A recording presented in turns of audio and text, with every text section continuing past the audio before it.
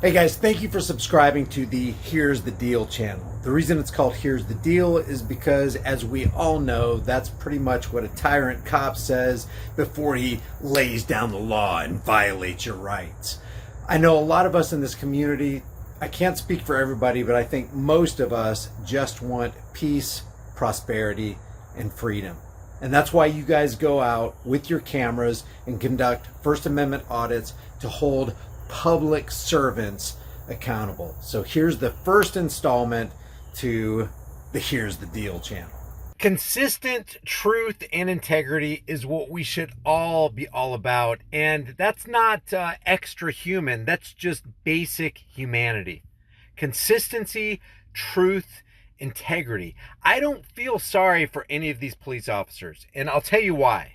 Because they're not about consistency, truth, and integrity. This video that we're going to take a look at is entitled Deputy Announces His Resignation on TikTok. This is very well received, as you would expect that it would be, because people's heartstrings get pulled. They stop. They're cemented in their cognitive dissonance. They really believe that defund the police is a bad idea, which, if you're coming at it from the Patrisse Cullors Marxist view, yeah, it's not a good idea. But if you're talking about defunding a domestic terror cell, i.e. American police departments, yeah, that's a real good idea. They are not there serving and protecting. They're there harassing and collecting. That is their occupation. That's their goal. They're there to enforce the laws of the political parasites, which is not good for you. When you're enforcing laws of political parasites, you're actually taking rights and freedoms away from the rest of us.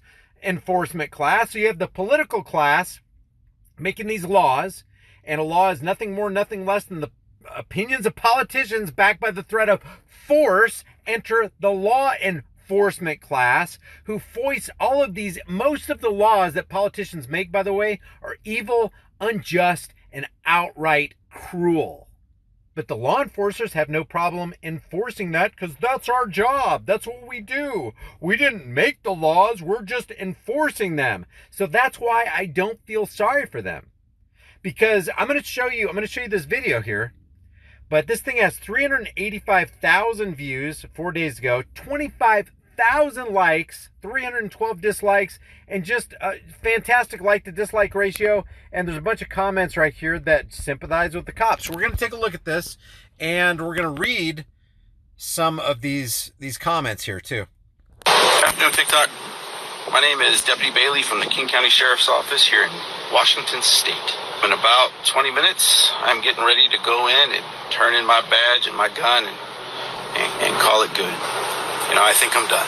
23 years in the United States Army prior to this, about 10 years as a cop. And I think that after all the stuff that we've been through, you know, the defund, de-hate, demotivation of cops, all the stuff that they've put us through, I still went to work every single day, motivated and ready to do my job. I didn't care if other people... Let me ask you what your job was. What was your job? Your job was to enforce laws, thus law enforcement. And when you're enforcing those laws do two things. Number one, they take away freedoms from the rest of us. And number two, I'm talking about every law generates revenue for the state. Is the state your friend? No. Just like Chris Cuomo said, media is not your friend. So I'm careful with the media always. Right. I've always told you, the media is not your friend. No. I agree, Chris Cuomo. The media is not your friend, and neither is the state. The state is not your friend, and yet law enforcement officials work as state agents to take away your rights and to take away more of your wealth and transfer that wealth. Actually, law enforcement is a wealth transfer agency, a power transfer agency. They're transferring your power to the politicians and to the law enforcement class, and your wealth from you to the politicians and the law enforcement class. How is a cop paid? A cop is paid through theft. They steal your money, i.e. taxation, which is not just theft, not simple theft. It's by the barrel of a gun, so it is extortion. You are extorted to fund the police. So defund the police on that plane ain't such a bad idea, is it?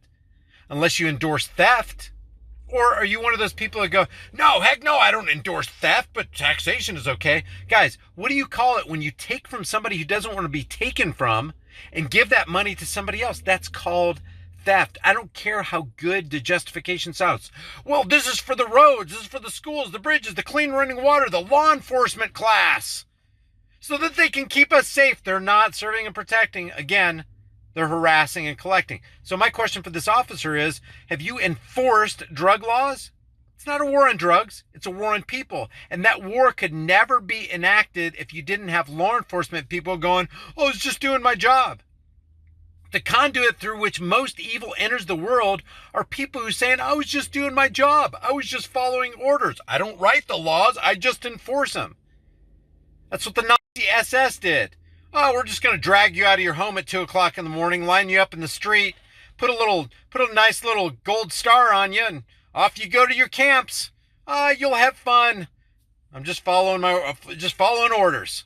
Just doing my job. Outside the organization didn't care that much for us. It was all about the family. But when it started to become toxic from the inside, when people stopped caring for each other on the inside, when toxic leadership like we have here in the King County Sheriff's Office, who does not care about their deputies, started to happen, it was too much for me. This message is directly for Mitzi Johanknick, our sheriff. You failed us, and you failed us miserably. Mitzi, I say to you, do you know why your nickname here in this department is Missing in Action? It's because you haven't been here. You forgot what it was to be a cop. And you put people in charge who've never spent one day in a patrol car. So I'm done. It's my time to go. Dozens of Massachusetts state troopers. Before we go to this next clip that they have on this video right here, I just want to show you some of these comments. Politicians don't care about us. Totally agree. They have private security, private health, and guaranteed huge pensions. We don't. I totally agree with that. Doesn't have really anything to do with this video right here. Guys like this, I think he's talking about the cop here. Guys like this one are exactly the kind of cops we need.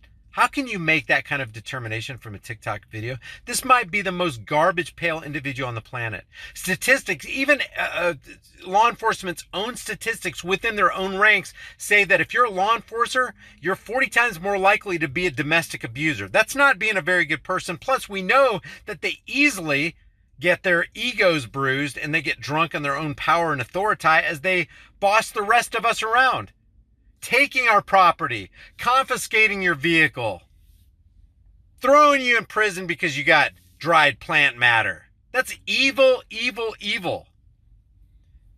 Get rid of all the others. It says these resigning officers need to stick together and form a public peace officer community. These aren't peace officers, guys.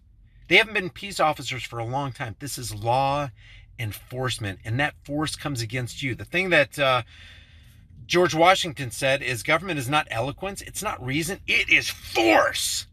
And like fire, it's a dangerous servant and a fearful master. That's law enforcement. Like fire, these law enforcers are dangerous servants. They call themselves public servants as they roam around acting like they're your master, like they're a bunch of, Crips and Blood gang thugs, heavily armed thugs with massive resources of the state and power behind them to track you down if you transgress their politicians' laws. But we're supposed to feel sorry for them and saying, oh my God, they need to form a public peace officer community. I pray they stay active and diligent in their footing to resign over VAXX, man. This is an interesting clip right here from Fox News. Listen to this. I dealt with this just last week or 2 weeks ago. Handing in their badges over the state's vaccine mandate set to kick in on October 17th. With law enforcement already critically understaffed nationwide, is this putting the public in even more danger? Sergeant Michael Shervin, president of the Massachusetts State Police Association, says dozens of his members have expressed their intent to resign after a judge ruled against the union's lawsuit, which aimed to push back the October 17th date by which thousands of state employees have to prove they are vaccinated against COVID.